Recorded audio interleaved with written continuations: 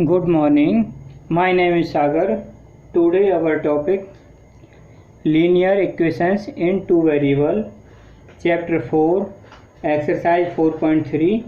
आज हम आपको 4.3 एक्सरसाइज आपको समझाएंगे। ठीक है, तो इसमें जो बताया है आपको टू वेरिएबल इक्वेशंस गिवन है और उनसे आपको ग्राफ के लिए पहले एक टेबल बनानी है और उसके बाद उस टेबल से एक ग्राफ बनाना होता है। ठीक है, तो हम पहले एक क्वेश्चन लेते हैं और फिर आपको धीरे धीरे समझाते हैं। ठीक है, देखिए इसका ये फर्स्ट क्वेश्चन है। इसमें दे रखा आपको 2x + y = 3, ये आपको दे रखा है।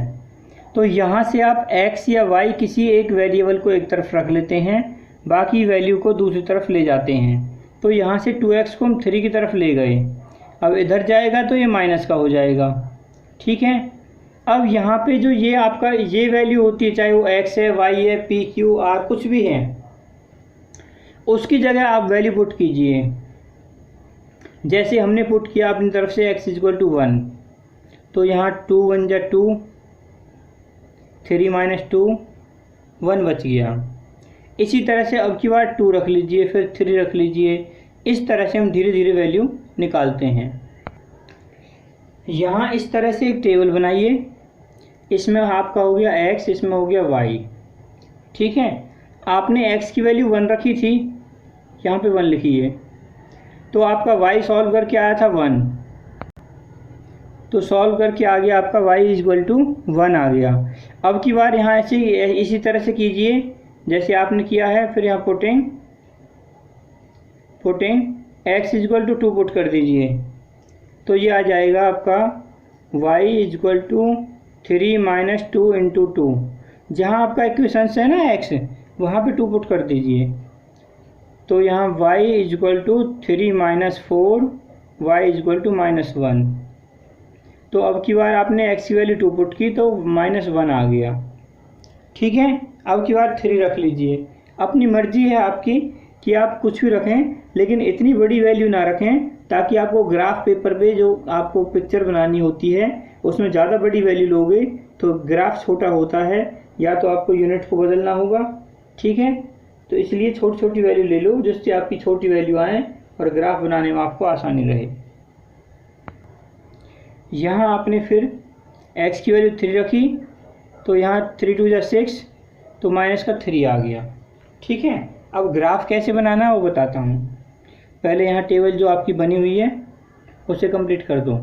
x की वैल्यू 3 रखी, आपने x की वैल्यू रखी थी 3 और सॉल्व हो गया -3। ठीक है, अब देखिए अब ग्राफ कैसे बनेगा। ये आपका ग्राफ हो गया, this is x axis, this is x axis, और ये y एक्सिस, ये y एक्सिस। ठीक है, अब जो आपकी टेबल है उसमें पहली वैल्यू है x की वैल्यू +1 और y की वैल्यू 1, तो x ये रहा +1 यहाँ पे है और y ये रहा +1 यहाँ पे है। तो y की सीध में ऐसे जब आप ग्राफ पेपर पे ऐसे बनाओगे तो वहाँ लाइनें होती हैं, उसमें अपने आप पहले से ही बनी होती हैं। ठीक है, तो उसकी लाइन की सीध में जाकर जहाँ पे एक दूसरे को इंटरसेक्ट करती हैं, पेंसिल से डॉट करके ऐसे गोल सर्कल लगा दो ताकि आपको पॉइंट दिखाई दे जाए। ठीक है, और ग्राफ पेपर नहीं है तो आप ऐसे लाइन खींचिए, ऐसे लाइन खींचिए और स्केल रखकर ऐसे तो 1 सेंटीमीटर के गैप इक्वल गैप लेकर लगा दीजिए। स्केल भी नहीं है तो कंपास में पेंसिल लगाकर, प्रकार में पेंसिल लगा के, थोड़ा सा प्रकार खोल के बराबर के सभी आर्क लगा के बना सकते हो। ठीक है, अच्छा जी, अब सेकंड पॉइंट था x की वैल्यू 2 है और y की वैल्यू -1 है, तो 2 तो ये रहा, y की वैल्यू -1 नीचे है, तो यह नीचे की सीध में ऐसे चलेगा, ये ऐसे चलेगा इसकी सीध में, और जहाँ पे आ जाएगा मिल जाएगा वहाँ ऐसे डार्क सर्कल।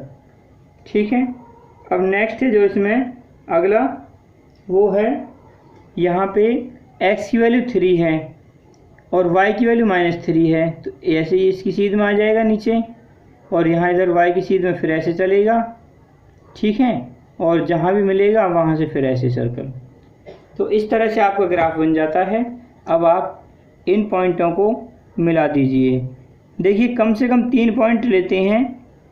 वैसे आपका 2 पॉइंट से क्वेश्चन सॉल्व हो सकता है, लेकिन अगर 2 पॉइंट से क्वेश्चन गलत हो जाए गलती से तो आपको पता नहीं चलेगा। इस पॉइंट के बाद दूसरा पॉइंट आपका गलत मान लो यहाँ आ जाता है तो सीधे लाइन ऐसे हो जाती, और कहीं आ जाता तो सीधे ऐसे हो जाती। आपको ये नहीं पता चल पाता कि आपके पॉइंट सही है गलत है, आपका क्वेश्चन गलत है सही है। अगर 3 पॉइंट लेते हैं तो उनकी पहचान ये है कि अगर वो तीनों एक लाइन में नहीं आए, सीधी लाइन नहीं आए, तो आपके पॉइंट गलत हैं, मतलब आपका क्वेश्चन गलत है। ठीक है, यहाँ से क्वेश्चन के सही या गलत की पहचान हो जाती है। ठीक है, अब इसके बाद इस एक्सरसाइज में इसी तरह के क्वेश्चंस आपको दिए हुए हैं जो आपको कंप्लीट करने हैं। ठीक है, देखिए ये क्वेश्चन 5 है, इसको ध्यान से देखिए। बाकी क्वेश्चन सभी आसान है, उनको आप कर लोगे। ये क्वेश्चन 5 देखिए। ये क्वेश्चन 5 में 2 आपको ऐसी पिक्चर दी हुई हैं। फर्स्ट पहले वाले क्वेश्चन का, सेकंड दूसरे वाले क्वेश्चन का।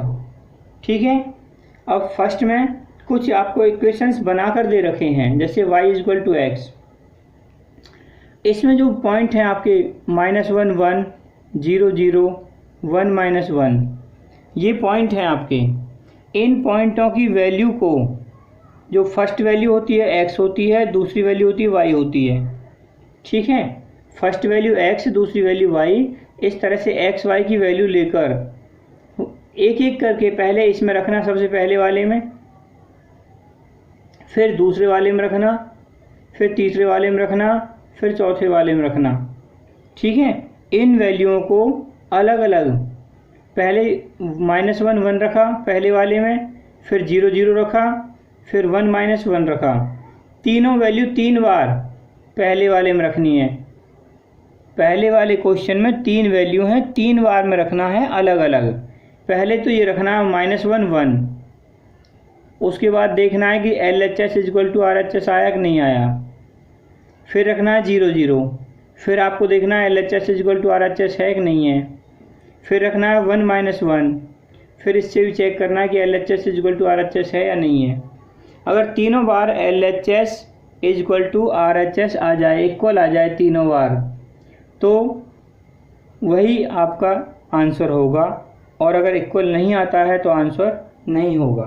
ठीक है, अब यही इसी तरह से तीनों वैल्यू दूसरे वाले में रखनी है, फिर तीनों वैल्यू अलग अलग इसमें रखनी है थर्ड वाले में, फिर तीनों वैल्यू हुई फोर्थ वाले में रखनी है।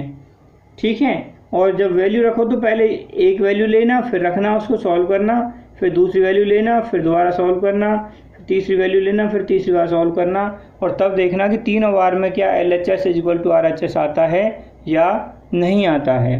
ठीक है, अगर इक्वल आ जाए तो वो सॉल्यूशन है, और नहीं आता तो सॉल्यूशन नहीं है।